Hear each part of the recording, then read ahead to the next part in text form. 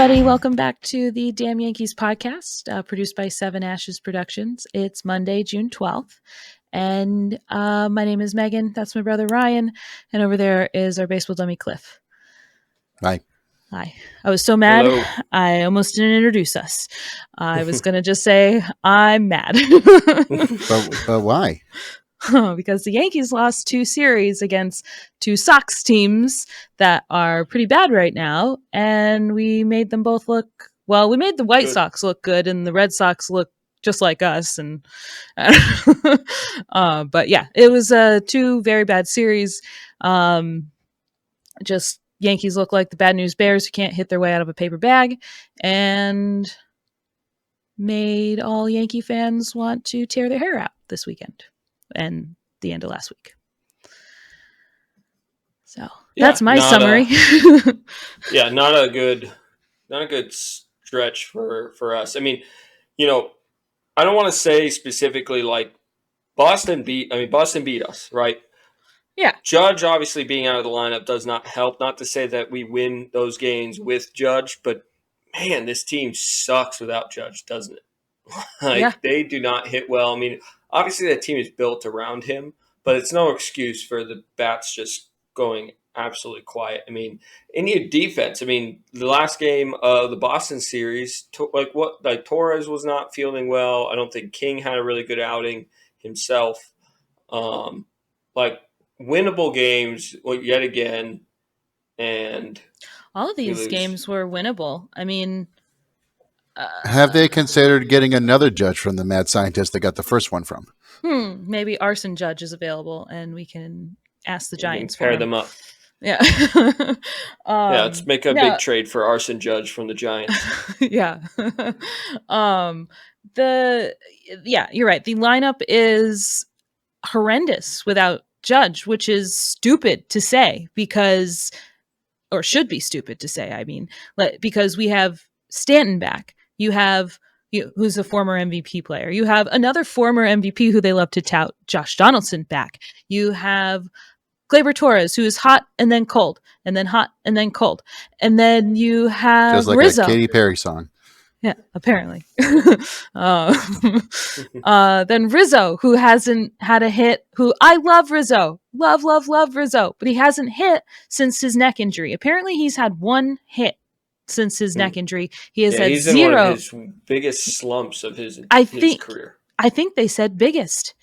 Biggest slump, yeah. Biggest slump. Like, it's just, that's crazy to me that Rizzo is right now in his biggest slump, and he's had 0 hits since Judge went on the IL.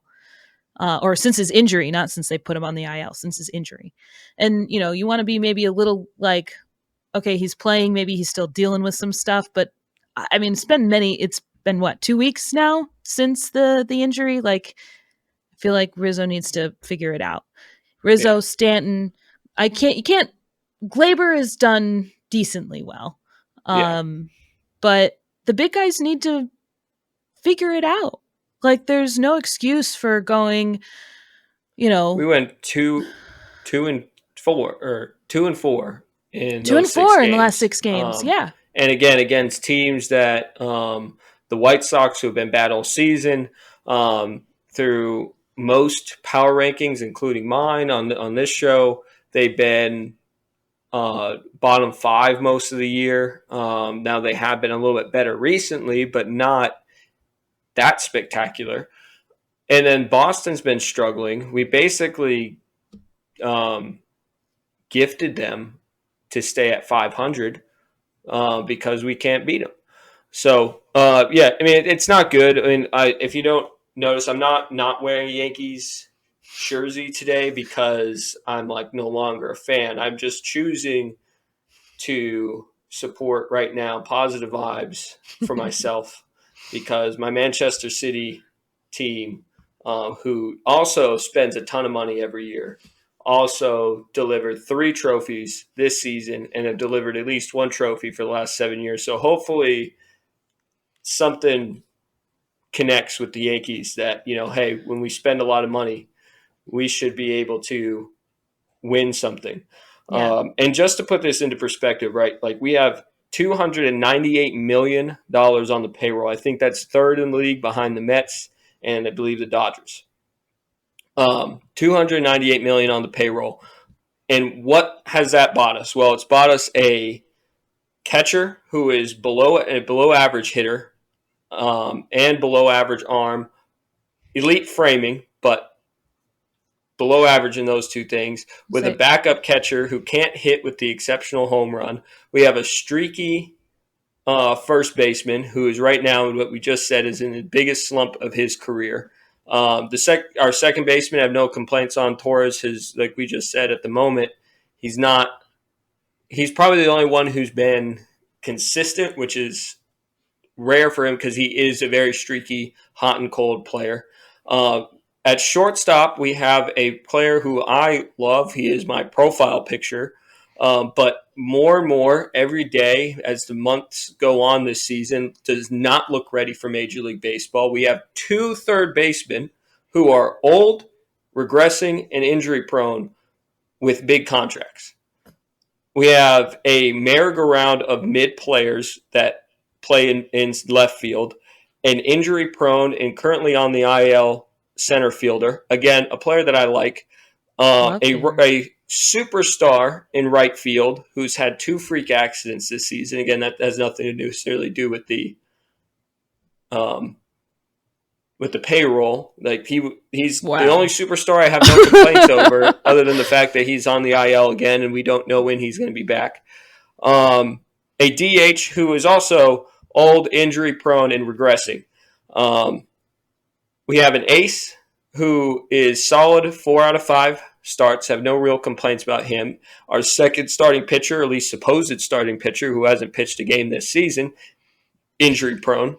Our third starting pitcher is injury prone and is regressed, as well as our fourth starting pitcher is injury prone and regressing. Our fifth starting pitcher is either Herman, and he's good if he's not suspended.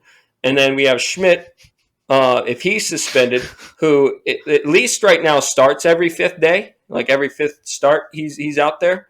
But you never know if he's going to give up 1 earned run or 6 earned runs. And we have a bullpen who doesn't have a closer, but has actually been decent despite all these injuries. Like I don't really have complaints about the bullpen. They are the first. They have the best ERA in the league, but we don't have a closer. What bullpen that has $298 million on the payroll does not have a true cut closer? And 3 players, which we already mentioned, 3 players: Stanton, DJ LeMahieu, and Josh Donaldson, who are all set to make $68 million combined this year, who are over 34, and they are injury prone and regressing. 2 of whom are on the payroll for the next 4 years. Yeah. That is the state of the Yankees. So, Ryan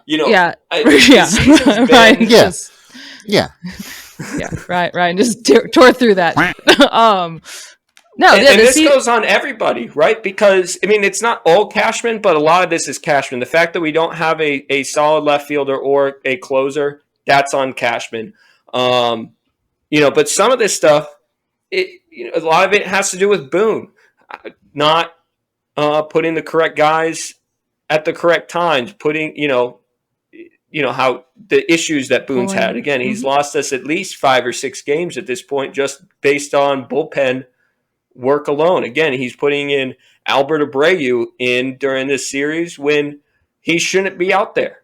Like, he should only be out there when we're either winning or losing by like 5 or 6 runs. It's the only time I want to see Albert Abreu out there, just to be pitching, because at that point, who cares?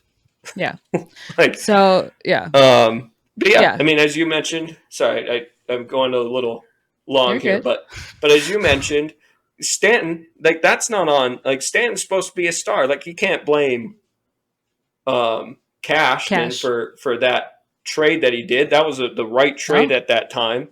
But he's injured, and once again he says all the right things, and I'm glad he says all the right things. I love Giancarlo Stanton, but when it comes down to it, he gets on the injury list a lot, and every time he comes off the injury list, it takes him a month to get back heated up.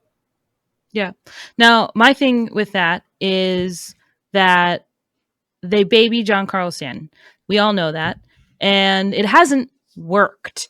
It has, it's hard to say what variable is causing all these injuries. Is it his age and this is just part of his body and how he's going to react? Or is this a result of the Yankees refusing to put him into the outfield? Is this a result of the Yankees refusing to DH him 3 days in a row? Like I defended after he came back. He only had one rehab start. He starts the Dodgers game. He sits the next one, plays the next one. They have another off day. That seemed perfectly fine to me, to be honest. I understood it.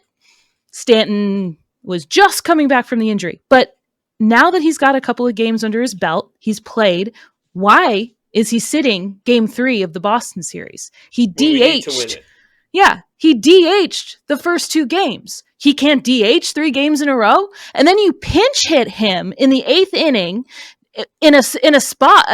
Was he the first at bat? He was in a spot where I think he could have tied it or given us the lead. We were only down or tied. We were up by 1 because of a lucky hit by Trevi in the game. And that was, if we hadn't gotten that hit by Trevino on Sunday, the lucky hit was up the middle, hit the second base bag and ricocheted out of the way. Otherwise, it would have been in perfect play for their second baseman to get the out, and they're out of the inning.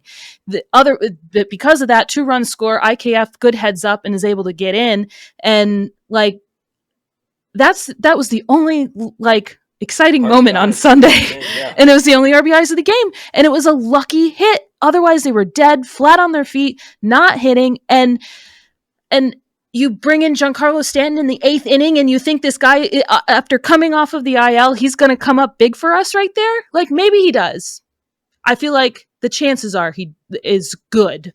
I mean, he's better than anybody else to pinch hit there, but he should have been in the whole game. He should have been playing the whole game. If he'd been playing the whole game, maybe he'd have been warm by then. And on the other hand, they're getting paid millions of dollars. They should be able to just pop into the game and do their thing. But Giancarlo has said time after time that he plays better when he plays the outfield. And that makes sense. The rhythm of the game is going to be, you're going to be more in tune with it. You're probably, you're just going to be looser. Some people can't do DHing. And not that he can't, we've seen him do well as a DH, but it just floors me that they insist on continuing to not play Stanton regularly because they're afraid of him getting injured. He gets injured anyway. Just play him. I would rather. What I would say is right now I can understand maybe not putting him into the outfield. Not every day. If you're DHing him, or at least right now from just coming off. Sure. If he's DHing, what are we doing? He play? Yeah. I mean, that's nothing more than. I mean, I get that if he gets a hit, he's going to be running bases, but. He's got to be able to run a base. I know he's injury 4 at-bats a game. Come on. What are we talking about? If he is healthy without Judge right now, we need him playing. Plain and simple. Whether Boone wants him as a DH only for a couple weeks until they can get him enough loose, because he did have a AAA rehab, then fine. But why are we, like you said, 3 series in, a week and a half in to him being off the IL? Are we still giving him rest days every other day? It doesn't make any sense. Boone Again, loves these are the Boone mistakes that he makes. Yeah. He loves his off days before the scheduled off day, or he loves rest days before the off days. What I should say, he loves it. It's like he's married to it, especially for the big guys. And it hasn't really show me the data where it's worked, because the eye test says it hasn't effing worked. And I just want them to play. I just want to see the players that are making all of this money and who are good. I hesitate to be so mad at the players. Well, for this reason. But specifically Stanton, I guess. He is injury prone and I'm not happy about that, but I feel like if he played more, he'd be looser, he'd be more flexible, and he wouldn't be so injury prone. I don't know. Maybe I'm just talking out of my ass because they lost and I'm mad. Well, I mean, they are definitely playing out their ass right now. It's hard to watch. That's the frustrating part about it is DJ, we try to defend him as much as possible, and I know like there are guys on Yankee Twitter, DJ Lay MVP, who defends him every day, and I'm defends him like I defended Jeter at the end of his career, like yeah. The tough part with him is that he hasn't shown great signs of improvement since his major injuries last year. Even during last year when he was back, I know he was dealing with a toe injury for most of last year, but even this year, he looks flat. He does not look. He's not putting the bat on the ball like he typically does. Striking out at a much higher rate. His in scoring position numbers are down, which are typically very high for him. And I was defending him at the beginning of the season because for a while those numbers were still up. Yeah, but he was still doing it when it mattered. Yeah, those have now dropped. Like you said, I mean, I don't know if Rizzo needs to get onto the IL, and not that I'm looking and clamoring for more people on the IL, but he hasn't gotten a hit since his neck injury. What is going on with that? So I'm mad at the front office for not getting players that we need. I'm mad at the players who should be playing well, not playing well. I'm mad at the training staff who can't seem to get this team healthy for the past since 2017. It's past 6 years. We've been dealing with the same shit every year where players are injured. They come off injury. They play well for 2 weeks and they're injured again. Some of it's freak stuff, like ramming your foot into a concrete wall that shouldn't be there, trying to make a great play. But it's I will say random. Just to break in all the bitching for one quick second. I have a question for you. I saw it on Twitter. Okay. And I want to speaking about the concrete slab. I've already answered this, but I'll give my answer in a second. But if you could jump into a time machine and like Click, like the movie Click, where you can pause something and like shift things or whatever, right? But you only have two options. Yeah, you only have two options. You can either go to that play for Judge and let it happen as is. Like exactly how it happened. He hits the wall. He makes the catch, basically saves the game for us, but breaks his toe or gets a contusion on his toe and he's on the IL. Or you get Judge to not go after the ball. And just play that ball. Plays it off the wall. He doesn't get hurt, but that play sparks the Dodgers to win that game. Which regardless if that play would have sparked because that play would have probably meant first and third to one out. I don't remember how many outs there were before the catch. Regardless if it helped spark them, I would rather Judge make that play. This on Dodger Stadium. Why is there exposed concrete anywhere in the outfield? I think there's stars out there. Yeah, for real. I mean, they have just a higher payroll than the Yankees do, right? You were just said it earlier. So. I wasn't. Yeah. Why is there exposed concrete? I mean, and you want to talk about? I saw somebody else like, oh, what about Wrigley? Oh, Wrigley's calling. They want an answer for their outfield. It's like Wrigley I feel too. Like people know. Yeah, Wrigley's bad, but at least people know. Like outfielders know when they get to the wall that it's brick behind that ivy. It's brick behind the ivy. That slab is only like, what was it? Like a foot high, not even a foot high, 6 inch high, around the bottom of the gate, like the wall, all exposed concrete. And it's like, what he goes through the fence too. That's not even protecting him. Right. Yeah, I mean, like to get back to the question though, I agree with you. Make the play. I saw some people saying that they just wish that they could let him. But that's what makes Aaron Judge. Like Judge makes Judge has been making Judge has been making these plays since 2017. He's an underrated outfielder for sure.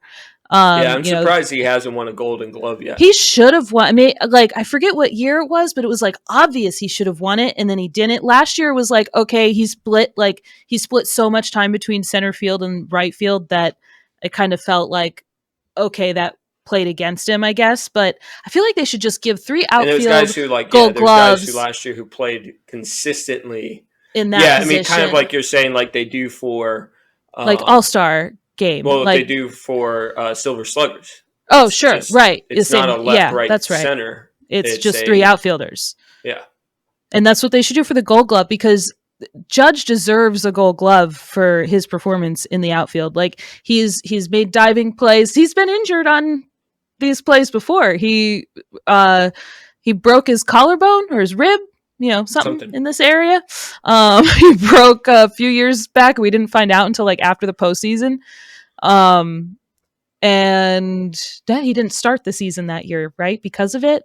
The Yankees always do this, and they know something happened at the end of the postseason, but they do nothing about it until spring training montage. Yeah. So no, I wouldn't change. I want him to make that play. That was an amazing play. That was, that's what baseball's about, are those plays. Bauer's made a similar play, but the Yankees First have play in the game. Yeah, and First the play Yankees. Of his yeah, that game. The other day against Boston, he made like a nice leaping. Didn't he steal a home run from?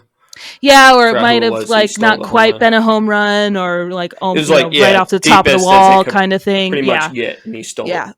Mm-hmm. And so, I want them to make those plays. That's what makes baseball exciting. I want the Dodgers to protect the stars and put some freaking padding around. And if it's not even to protect out like other teams, protect your own stars. You have Mookie. Yeah, you have Mookie Betts out there. Like, what are we? Why are you? What are you playing with? Don't be stupid. Yeah. Like, I even think that I know Wrigley Field is tradition and, it's historic and I'm sure it's a beautiful park. I want to go to Wrigley Field really badly, but why can't they just put padding behind there? I know there's ivy there. I'm sure we can figure it out. Like, make the ivy grow over the padding.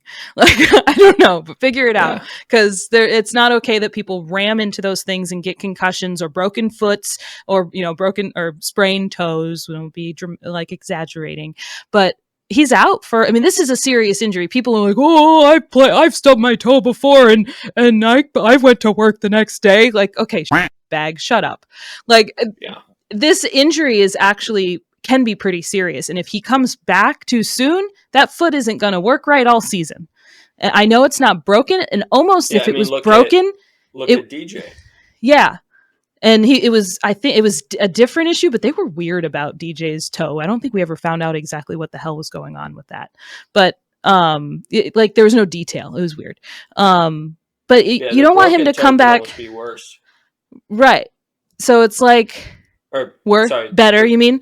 Yeah, like it would almost, because a broken toe is at least straightforward, and you've got 6 to 8 weeks. I do not want Judge to be out 6 to 8 weeks, but it's a cleaner thing to heal. This is like, well, could be 3 weeks, could be 6 weeks, could be longer. Like, that's this injury, and that's why we haven't gotten a timeline. I know we last pod about Boone not getting mad at the media for being asked a question. But there is no timeline because they don't know, and maybe they're frustrated because they don't know when Judge is going to be back, and they know they're screwed without Judge. I mean, we are dead ass screwed without Judge. Yeah.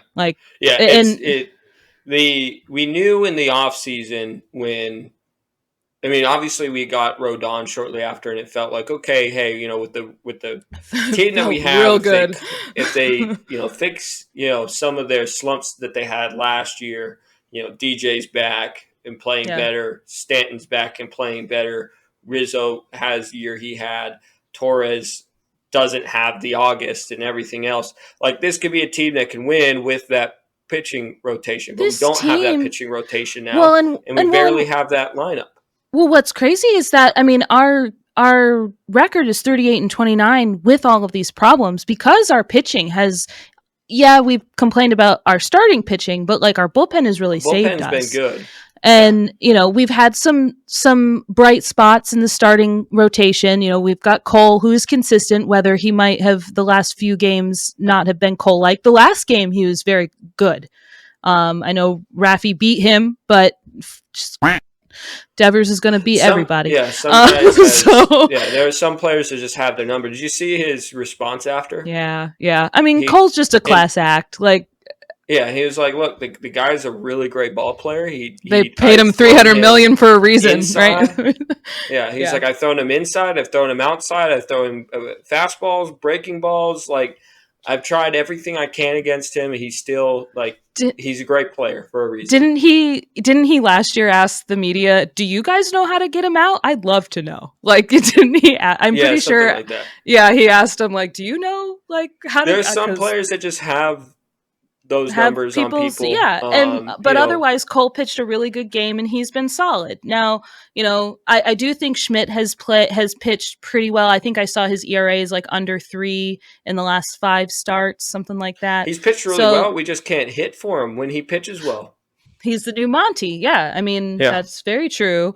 Herman has been a bright spot. Like you said, if he's not suspended or for multiple reasons. Sorry, I should be laughing at that. But. No, it's just like, I hate having to say like he's like our second best pitcher right now.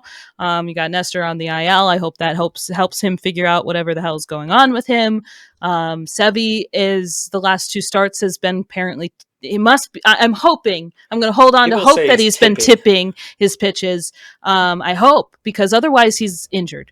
Like, to be honest, like, what is something that can figure it out? You can fix that, but if he's injured again, like, my only concern is that his fastball is slower. I know, normal. I saw that. And like, when does tipping cause your fastball to be slower? So right, so maybe it's just not correlated, and just he's also just not getting enough speed behind it. Maybe they're being honest there, but because he keeps saying he feels fine, but I don't know. He wants to play. So he's certainly, I think he would be absolutely one to hide his injuries from the training staff.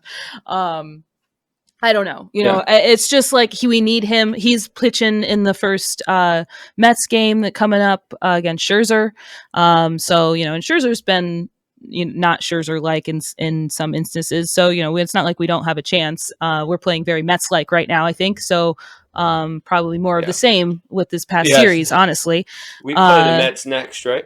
Yeah, so on Wednesday Tuesday. Tuesday we play the Mets. Well, Wednesday too. New York teams who pay a ton of money. I think over $600 million in payroll, and we have pretty much around 500 records. Yeah, I mean. No. Yeah, it's sad. Now, I will say, very Metsy right now. When you were talking about, Mets are in 4th place, and they have a record of 31-35. Yeah, I thought that they were losing. Yeah, I will say, DJ. This I did not look. I didn't write down all the from the White Sox series. I didn't write down their at bats and hits. But DJ did have.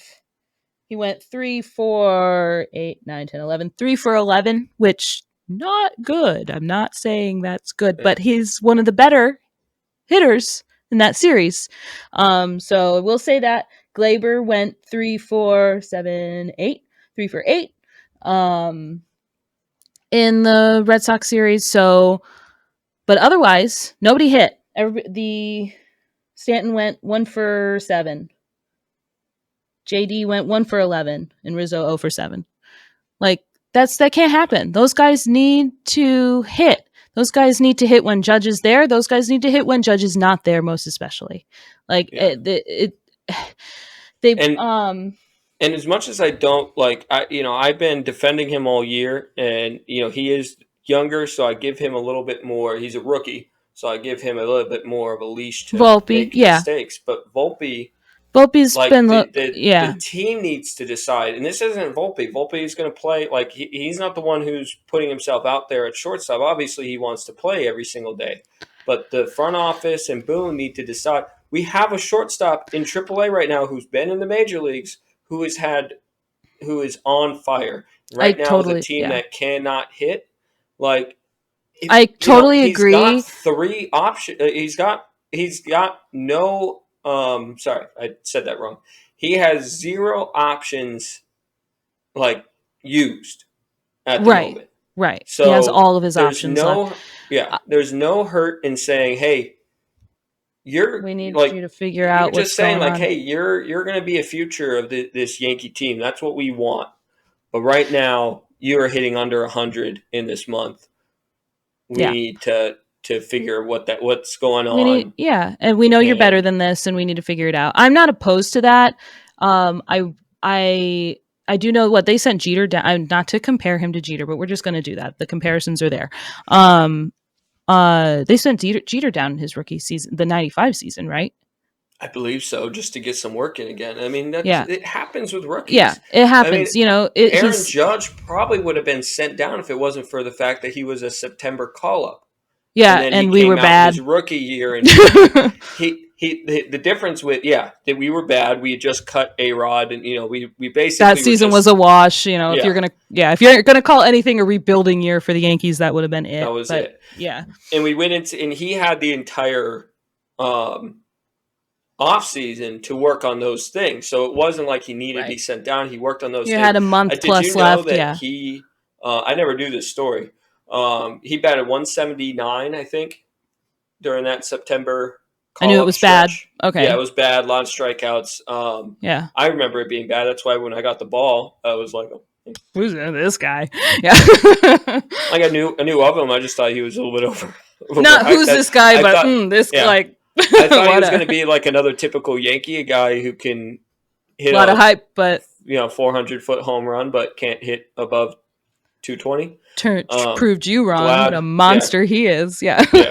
He proved me wrong specifically. He was like, I'm proving this guy wrong. He got an autograph from me, and he gave my ball away.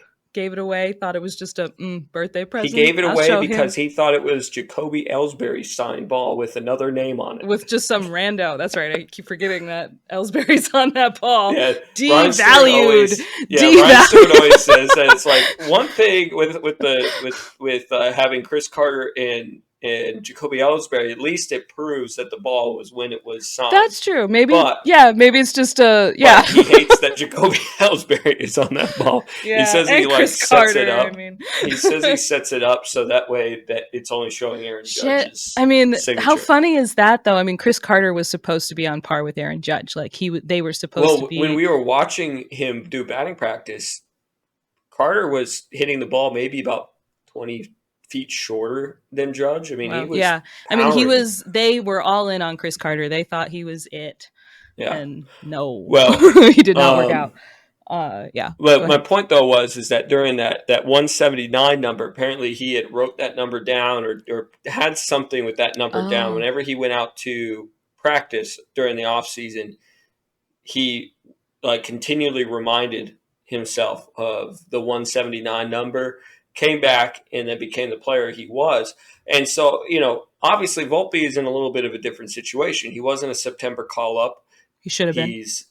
Probably should have been from last year, you're saying. Yeah. Sorry, not this year. I meant, last year he should have been called up. And I don't understand why they didn't. That would have, I know they were I think they were trying to get Peraza looks is what they were doing. I know, I'm sorry to interrupt you, but they should have called him up. They should have called both of them up and they play Peraza at third and Volpe at short, or mix it up. Didn't matter at the end of the season. We were doing so poorly. They should have called him up in August when I don't know if you can do that, but they should have called them up. Bro, I'm just mad. The decisions they've made are just asinine and so go ahead. The point now though is the front office needs to make a decision because this lineup, for whatever it is, this can't be let's survive until Judge gets back, because like you said, it could be anywhere from 3 to 6 weeks or more. I mean, some people are saying, if he's out for that long, let's say minimum of 6 weeks, because I think 3 weeks is, hopeful, a little too hopeful. So let's say it's 6 weeks. That's after the All-Star break. That is what? 25 games, probably more than that. How many games do we play in a week? 3 or 4? This month, More than that. Well, this month is really only about 5 or 6 at most. 5 or 6 games. So so about 30 games in that span, because the All-Star break is in there. So about 30 games that we will not have Judge for. we can't just try to survive. If we are 500 through those games by just trying to survive, we are going to find ourselves out of the wild card chase. Teams like the Astros are not going to continue to be bad. Like they're having their own offensive struggles. Jose Abreu is not the guy who they thought they were signing. They're not consistent pitching without Verlander, but they are going to figure it out because the Astros, like as much as I hate them, they figure out how to win, whether that's with a trash can or like last year by actually doing it the right way. Like they figure out how to win. Yeah, they do. You should never count them out. Yeah. So Toronto, I mean, I know we don't like Toronto and they're a hot mess too, but Toronto could absolutely turn it around, and they have one of the best offenses on paper in the game. I mean, Bo Bichette, I know people are like, oh, Canada all just votes for their all-star, and they've got 3 all-stars on the at Whitting or right now to start, and that's Bo Bichette, Matt Chapman, and Vlad. Well, so those 3 are I mean, who deserves it really more? I mean, for first base, I mean, it would have been Rizzo. It would have been Rizzo had he not. Ago, had this slump not happened, I would have absolutely banged the drum for Rizzo. Deserved to be in there. I might still vote for Rizzo because I'm a biased Yankee fan and I just do that. But like as far as deserved players to go to the All-Star game, like Vlad deserves it over. I mean, besides the fact that he has poor leadership and can't hit a home run in his own ballpark, he still is probably the best first baseman in the American League. Yeah. And Chapman's been off to a hot start. Oh yeah, Chapman's an amazing player. Yeah. Like I said, I mean, they are going at some point. That team is going to figure something out. Yeah, and maybe they don't, maybe they do, but it's certainly possible. And the Yankees they're only a game behind the Yankees, and the Yankees better figure it out. I know it's June. I know that things can still change, but at the moment, the trajectory for the Yankees is down, and they need to figure out how to hit and how to win without Judge. I know that if the games had gone slightly a different way, the tone of this conversation would be a little different, but I'd still be concerned because the offense is just asleep. Yeah. I mean, at the end of the day, this is a team that, like you said, they are still just shy of a 600 club, which is very good. Actually, at 563, I think that 568 is our winning percentage right now. Mm-hmm. That is not for the end of season. That is not a bad winning percentage. Obviously, though, we know in baseball it's a marathon. Things tend to even themselves out. If the Yankees are not who they really like, what they seem like now, their record could very easily fall closer and closer to 500. If we end up in the 80s for a win trajectory, we are not making the playoffs. That is not going to be good enough. You're going to have teams like the Orioles, if they continue the way they're doing, they're going to push for 100 wins. The Astros, like I said, they should be getting back into the race. They could very easily win their own division still, especially with DeGrom out. You never know with the Astros, So Tampa and even if they do, it's not like Texas is going to fall off. It's just the Astros are going to be the Astros, and Texas is going to be in 90s of wins. And then you got Toronto, like you said, that could very easily push their way back up to 90 wins. I mean, I don't see anybody. And then you get Minnesota, who just gets to be in there because they're the division leaders. Even though they're 500 today. Congratulations to them as their AL Central leader. Were they under 500?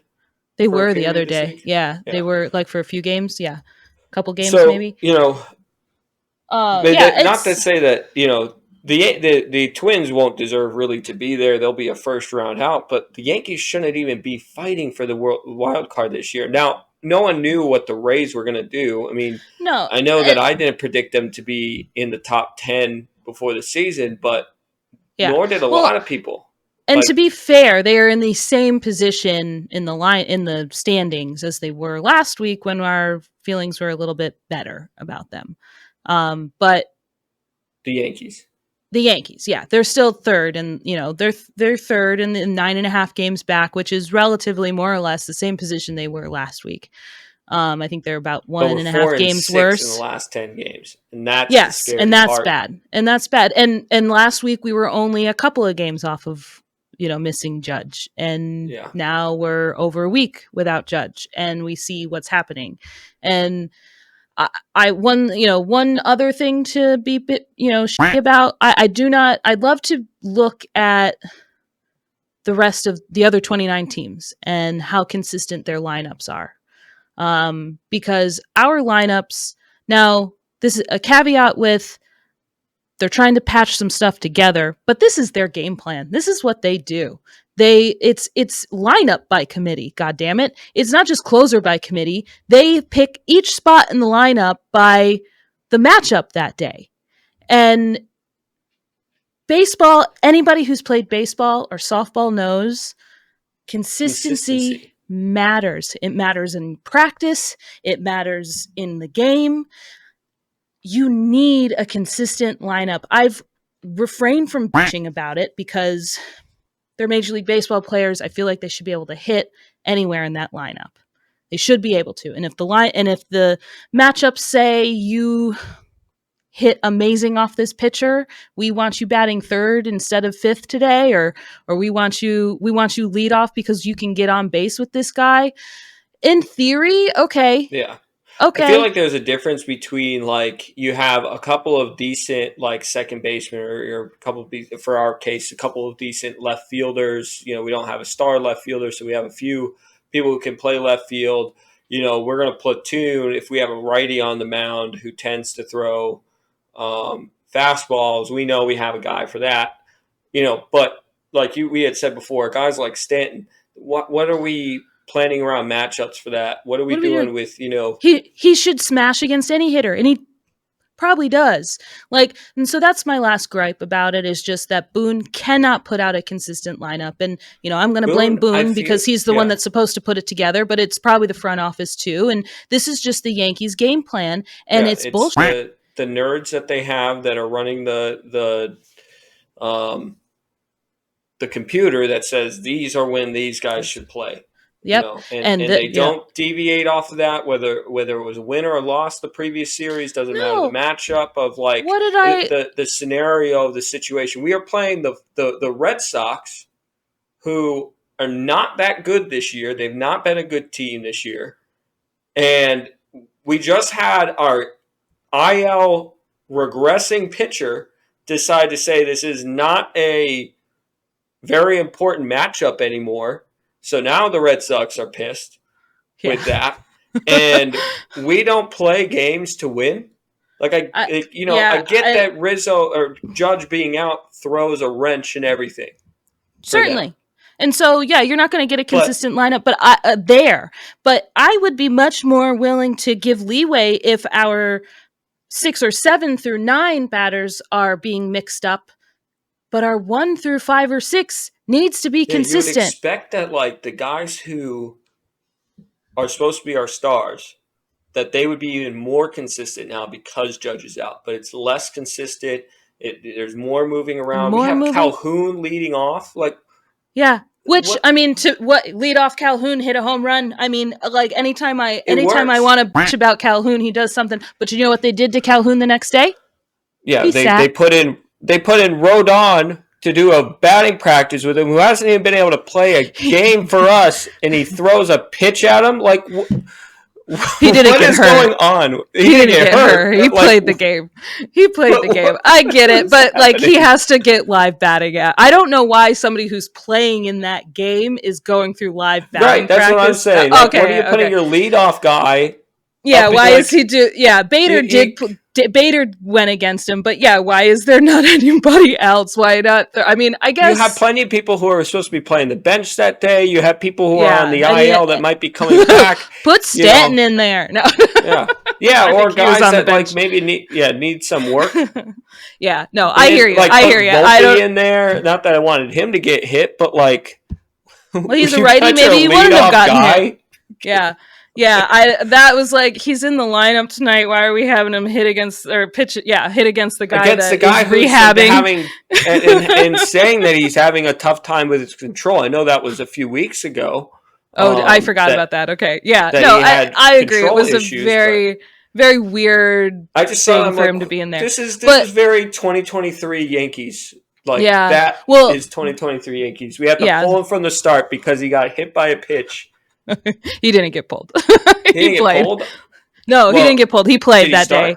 Yeah, he started. Somebody said that he was pulled. I don't know why. No, he still played. He was like, it basically hit him in the funny bone, and that was what everybody. I kind of was like, come on, beat writers. All the beat writers were like, oh, Calhoun got hit and he's in clear pain. And it's like, well, yeah, I mean, when you get hit by a fucking Major League Baseball, you're going to be in clear pain.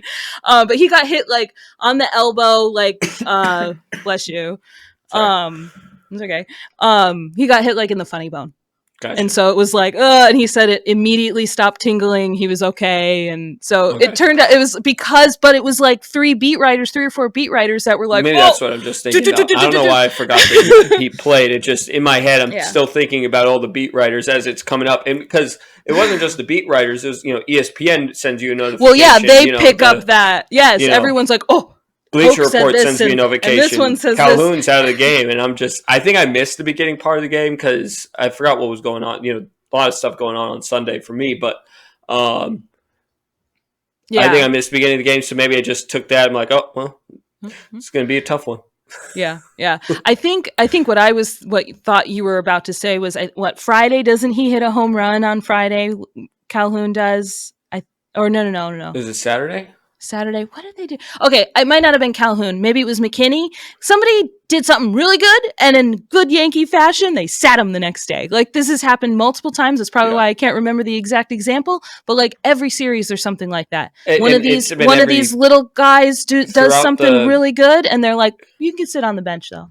Well, sometimes it's not even just the little guys. Like, that's true. How often in the Boone era have we had like Stanton? Who again gets hot, gets hot, and we're like, put on the bench, and then he comes back. Glaber goes 3 for 4, and you can have a rest day now. Yeah, this is what I'm talking. Like, consistency. Consistency is the key. We need baseball is equivalent to consistency. Like, that's the key to success. And I'm really mad that the Yankees have decided that and won't do it. Yeah. So. Well, we've been told by our producer to quote unquote quit and move on. So I guess we're gonna have to start doing that. Yeah. He's doing what he told us to do, but the words were quit bitching. Real quick, the Yankees play the Mets, like we were saying, on Tuesday and Wednesday. Then they have another off day on Thursday. So I'm sure somebody will sit on Tuesday or Wednesday because they'll need it. And Stanton will play on Tuesday, and then he'll sit on Wednesday because got to get him that double off day. A double off day after the double off day, and just the one game in between. He needs 4 rest days, one day throughout 5 days. Yeah. Yep. So they'll do that, and then I don't even know who they play after the Mets. Red Sox again. Red Sox. That's right. Red Sox again after the Mets. So, and just like, we'll transition into talking a little bit about the rest of the league, just a little smidge. Baseball world is mad at the Yankees again because the networks have decided to put the Yankees on ESPN and Fox. And to be honest, Yankee fans are upset about it too. To be honest, yeah, Yankee fans are in solidarity with the rest of the Yankee haters, at least this time, because we'd rather listen to Michael Kay and Coney and Paul O'Neill on Yes Network instead of the dumbasses on ESPN. John Smoltz. John Smoltz is the worst. If I have to hear him bitch about the short porch ever again, like the other team doesn't have the same opportunity to. I'm just waiting for him to say that Judge is injury prone after he did what he did to his toe. Like, I'm just waiting for him to say, they signed that big contract for an injury prone player 2 times on the IL this season. I can hear it. Yeah. Oh yeah. He was talking about the wall scrapers because Calhoun's home run was he was a unicorn out in only one ballpark. But there was another wall scrape, like the porch. I think it was Glaber's hit that was a short porch earlier in the game, and it was out in 24 of 30 ballparks, and he's still bitching about how it's it's a terrible ballpark for pitchers. And That's ironic with it too, and not that, I mean, he played for the Braves. I don't know what the Turner Field dimensions are, but the Red Sox have the smallest poles, the Mickiest of, and the smallest center field point. Yeah, they have one of the highest park factors in baseball. Like, well, I mean, like somebody can just hit a line drive straight out into right field or left field and get a hit off the wall. Oh, sure. Yeah. It could be a line drive out. You get hit off the wall and they know how to use that wall. You can get a drive down to the pesky pole, which is like 302 feet, like a freaking Little League park. I've seen like the pesky pole. I almost said Tiger Field. I don't know how that came out of my mouth, but Fenway Park is one of the oddest stadiums. It is. They also have one of the furthest, like, weird cutouts in center field. Yeah, they have the shortest center field point, but if you go if you go like 20 right feet center to the left, it's the farthest. Yeah, because it's like right where the triangle. The green monster stops, and then it like goes in, and you've got this really short area where you can hit a home run, and then like right over here though is like the longest in baseball. And then it's the same over by the Petsky pole. Like, you have the Petsky pole here, and then it juts out. Like, this is the shortest pole in all of MLB, but like where our porch is, it's like the furthest. Right. So if you get it to hook really good, apparently like some of the shortest ever home runs in MLB history are to the Pesky pole, because if you just get it over that. Yeah, it's 314 down the porch line at Yankee Stadium. It was 302 down the line at Fenway. At Fenway. So, don't talk about the short porch. John Smoltz is just still, butthurt about 1996 and 99? Those are 2 years. I don't. Yeah. Yeah. Those are when we beat the Braves. You're the expert of the 90s, so yeah. I'll let you. Yeah. So I forgot what else I was going to say. Anything else you wanted to bring up about around the league real quick? Yordan Alvarez is also hurt. It's just a slew of guys going on the IL. I thought there was something else that we had mentioned, but I don't remember. Oakland. Oakland is on a win streak. That's right. They're on a win streak. They've won 5 games in a row. They swept the Brewers. So they might not be the absolute worst in the league. We'll see. Stay tuned. But yeah, they're on one win away from tying the Kansas City Royals. Oh, how about that? The Yankees have not won 5 games in a row yet this year. So there's that. But also about proof that Oakland is better than the Yankees. Also with Oakland, they're having their issues. The owner wants to just sell the team, or not sell the team, move the team to Las Vegas. Doesn't want to put any money into the stadium. So the fans are pissed, rightly so. And they are doing a, quote, reverse boycott on Tuesday. They are supposed to be showing up in numbers at the ballpark to show the owner that it's not the fans, that if they wanted to go, they would. Yeah. Yeah, right. We would still go and watch this team, but you are awful, and that's why we're not here. So yeah, I'll be interested to see how packed the ballpark is. I hope they do pack the ballpark just to show them. Because Oakland has some really great fans, and they've had some really great baseball seasons. Yeah, so it just seems so crazy to me that they're not too far off from a team that was a really pesky type team. Who? This might be longer, old memories and all. What team was it that won like 21 games in a row? That was 2001. 2001? 2002. Okay. I knew. I felt like it was a while ago, but left. Okay. So like they have a history that more than just that. I just remember that with 21 games in a row is just absolutely crazy. Won, I forget how many, but they've won multiple World Series. They're not like that's true. Like a one and done or whatever. Yeah. I mean, they've had Mark McGwire and Jose Canseco, and like they've had many more. Recently, Ricky like, Henderson. A lot of the teams that have like those key pieces on their team now, like of World Series contending teams, got them from Oakland. Yeah. Matt Olson, Matt Chapman, who we just talked about, Sean Murphy, their catcher, who I feel like Sean the Murphy Yankees should have gotten. They basically supplied the rest of the World Series contenders with their players. That's true. That is true. So, yeah. What? Yeah. There was one other thing I was going to mention. It's gone. Yeah. Oh, I guess I got sidetracked about the Yankees being on national broadcast when really we missed a Tampa Bay Texas series that was really good and should have been on the national broadcast. Here's Yankee fans saying, teams. Yeah, two of the best teams in the league. And MLB has the nerve to prop it up. Like, look at the best teams. Like, you're not showing the best teams. Now, I can understand, Yankees, Red Sox, no matter how bad they're doing, are going to bring in numbers. They're going to do that. This has to be one of the lowest that they've had. I bet. As far as numbers. I bet. I mean, it was a boring series and way to grow the game of baseball. Let's show the two most yawned offense in recent memory for the two of them. Yeah. So anyway, before we go back down that road, I don't have anything else. I don't think for other baseball stuff. We'll do more next week on Thursday, I guess. On Thursday, yep. Yeah. But I did pick a player and can send to you unless we had other things to talk about. We might need to if I hopefully get this again in within 5 seconds. I know, right? I feel like this is one that you'll either get in 5 seconds or you might not get it all. Yeah. Where are you sending it to? Your Twitter, because it's open. Okay. Got it. Who's that Yankee?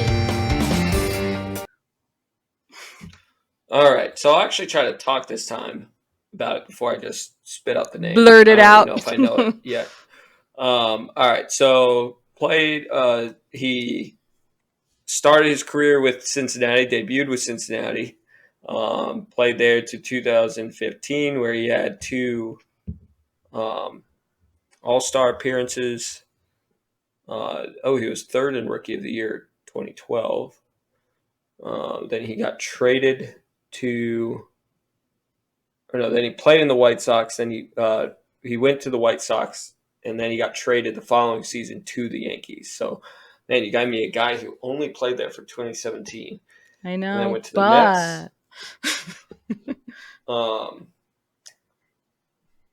So I'm trying to figure out who this is. I think I know who it is, but I'm just trying to think. Did he play? Did he not play with us for more than 1 year?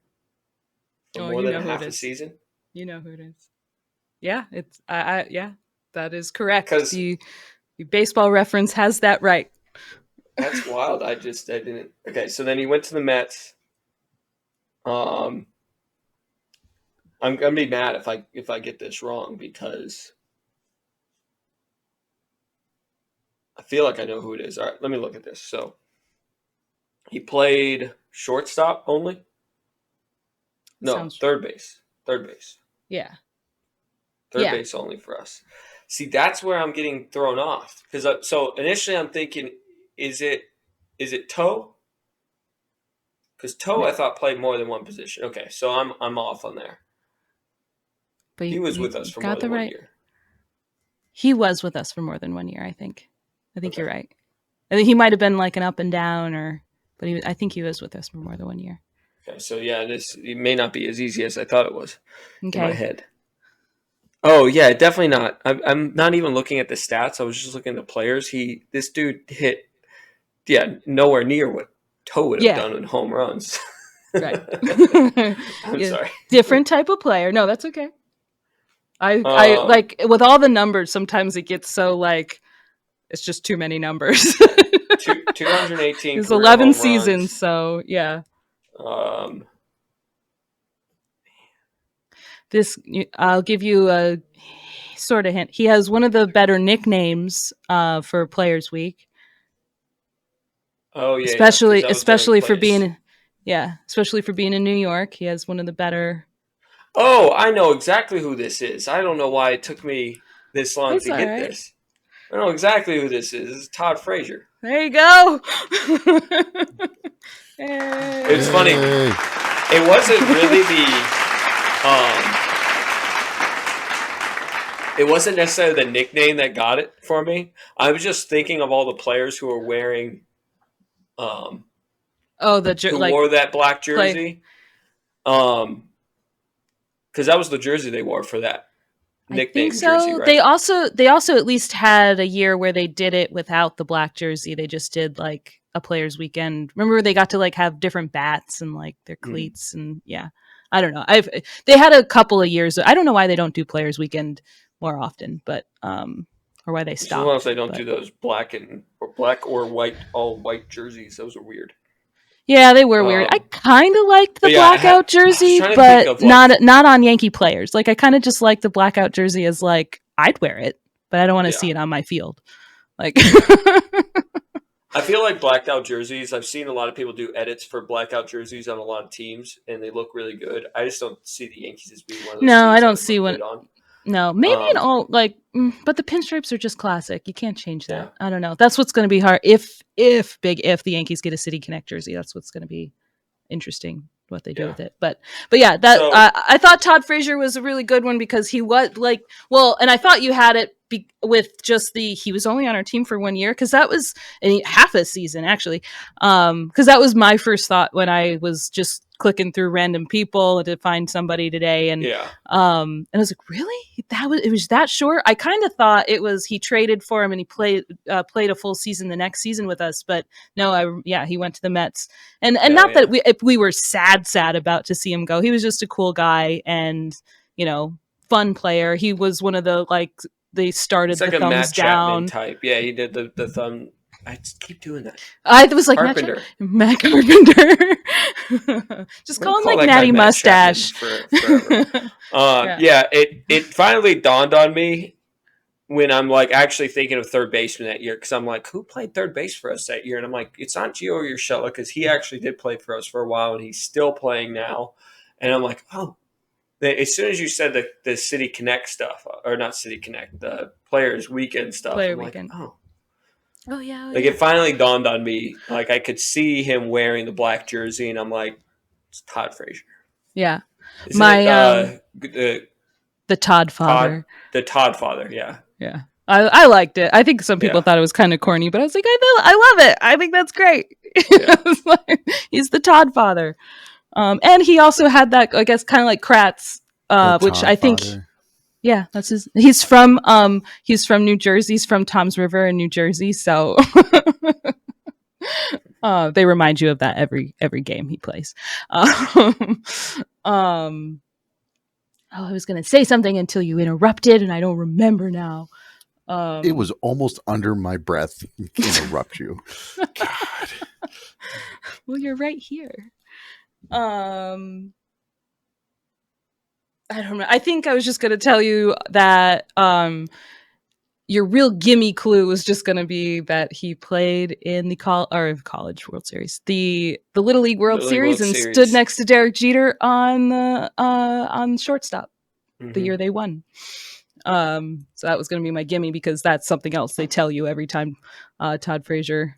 Oh, every time that he played, that was the picture. It was like every national, because all national broadcasts do are like give you the, least common denominator factoid that they can talk about. And so every time it was, hey, did you know? Oh gosh, that reminds me. God, I'll have to look it up. There was we had a third base coach, and there was a player who was his nephew in like the early 2000s. And that just came, my friends and I would joke about that. It was along the same line. Hey, did you know that was that was this guy's, Nick something. I can't remember now. But that was every single time. That just popped in my head. Sorry. It was every time he was on there. Did you know he's the nephew of so-and-so? And it was like, shut up. Yeah. We get it. It's funny because, I play a lot of MLB The Show, and it does that a lot. Like, in fact, actually, my story of the 179 for Judge. Okay. You take it. That actually came from that. learned it from MLB The Show. But like anytime that Anthony Rizzo is up, they talk about how he beat cancer, which is a big thing that he beat cancer, but it's every single time that he comes up, pretty much, or at least once during the game. And because I'm playing as the Yankees and because Anthony Rizzo is the first baseman there, like every game I hear about how he beat cancer. Again, good thing there. That one's not. Yeah, it's a good thing, but it's like the one that bothers me all the time is one of the announcers. I forget which one, because they have John Sciambi as one of them, and then there's somebody else. And I think it's the other guy who played with the Orioles, I believe, and he hit 4 home runs against the Yankees in Yankee Stadium during his career, but in his rookie year, he hit 2 in one night. And he goes into this long story about how how this guy before the game who owned a suit company said, hey, if you hit a home run tonight, I'll get you a suit. And then he goes on to hit 2 home runs. And so he went back to the guy to follow up on his deal. And he's like, hey, you're trying to run me out of the business, And then I think it's John Sciambi who asked him, oh, so did Big Joe give you 2 suits? And he's like, Big Joe hooked me up with 2 suits. And it's like, you hear that every single game, no matter what, because it's, playing the Yankees. Anytime we're in Yankee Stadium, they say it. Yes, every time.